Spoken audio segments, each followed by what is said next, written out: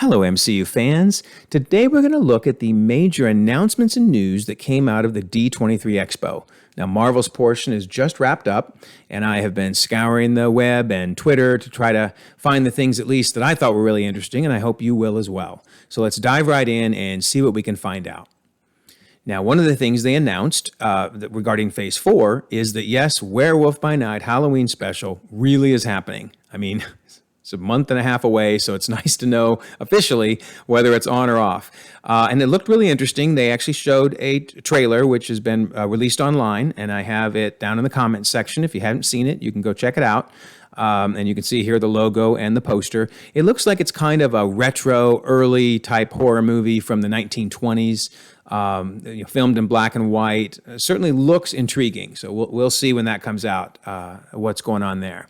And I think Werewolf by Night's going to, hopefully appear in later things like the Midnight Suns. So it's a very important character, even though this is just a one-time episode.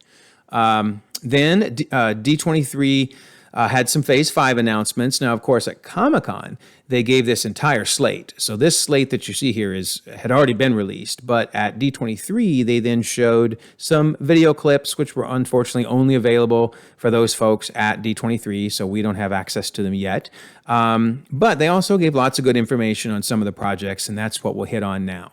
So I thought one of the coolest things is we learned who the Thunderbolts will be. And you can tell from this picture, which I do realize it's kind of grainy. I pulled this off somebody's Twitter account that they took live while they were there at D23. But you can see Val, Ghost, Red Guardian. Interesting. Didn't see that coming, but that's cool. Yelena, Bucky Barnes. I'd heard rumors that might be the case. U.S. Agent, and Taskmaster. I had also wondered if maybe Abomination, maybe even Titania, potentially Baron Zemo, and then maybe because Ghost is here, I thought maybe Goliath would be involved as well. But it looks like these are the core 7. And it'd be interesting to see the dynamic between all these. I mean, obviously, Red Guardian and Yelena have had the time together, and Yelena and Taskmaster. That'll be interesting to see how that goes. And of course, Bucky and U.S. Agent aren't really best friends. So, a lot going on with this team. Should be a really good movie. I'm really looking forward to that. Then we learn more about Captain America: New World Order. The leader is finally showing up. We haven't seen him.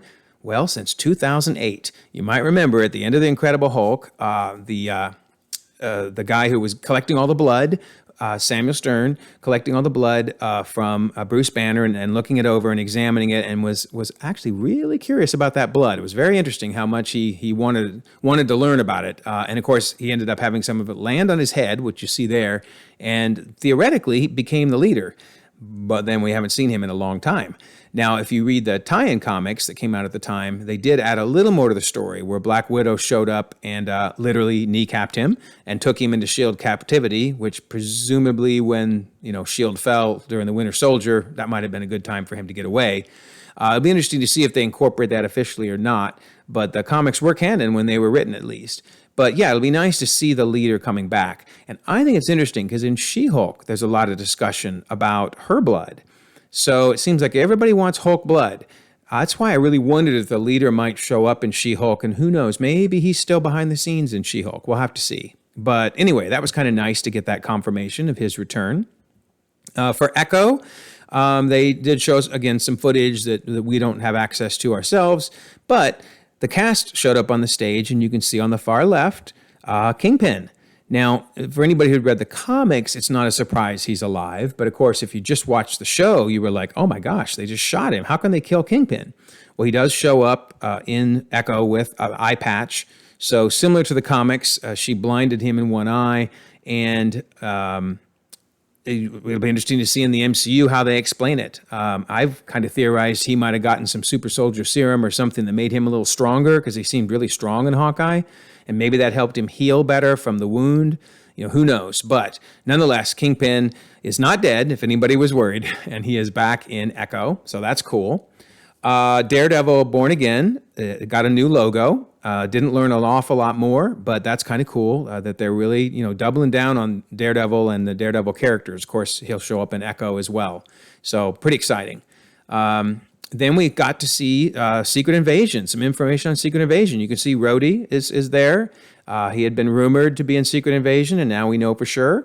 In fact, I had maybe thought he might be a Skrull, so who knows, right? But he's talking to Nick Fury there. And they did show a trailer for Secret Invasion, which is out on the web, and I've included a link for that in the comments as well, in case you want to watch that.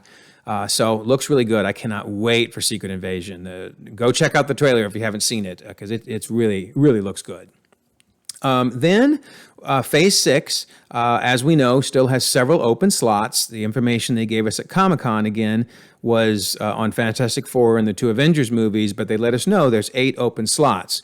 Well, one of those is going to be filled soon. We still don't know exactly where, but we do know Armor Wars is happening. They announced Armor Wars officially. It's got a logo. In fact, they even mentioned it's going to follow up on the events of Secret Invasion. They're basically tied to each other, so that's really cool. Didn't learn a lot more, but since we learned about Rhodey and Secret Invasion, it only made sense for them to talk about Armor Wars.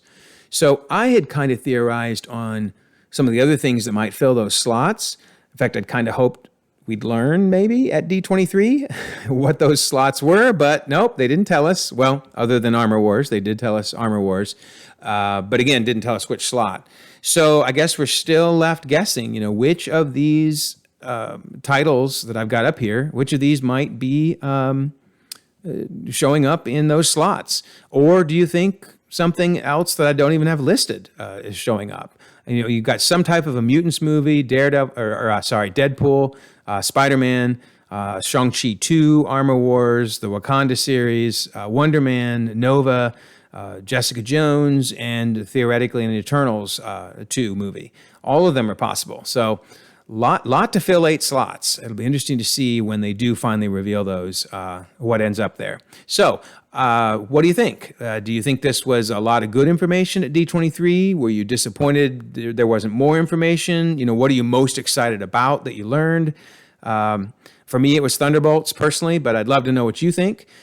So if you don't mind, like the video, subscribe if you haven't already. You can check out some more videos. And in the meantime, let's continue to enjoy the ever-expanding, ever-changing Marvel Cinematic Universe.